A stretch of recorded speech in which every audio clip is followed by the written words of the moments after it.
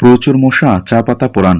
টিকটিকির উৎপাত পেঁয়াজ এবং রসুনের পেস্ট তৈরি করে স্প্রে হিসাবে ব্যবহার করতে পারেন। সারপোকার সমস্যা, মাসে 2 বার ন্যাপথলিন গুঁড়া করে ছিটিয়ে দিন। কানের পানি বের করতে সুইংগাম খান। টিকটিকি দেখতে পেলে ঠান্ডা পানি ছিটিয়ে দিন, দেখবেন পালিয়ে যাবে।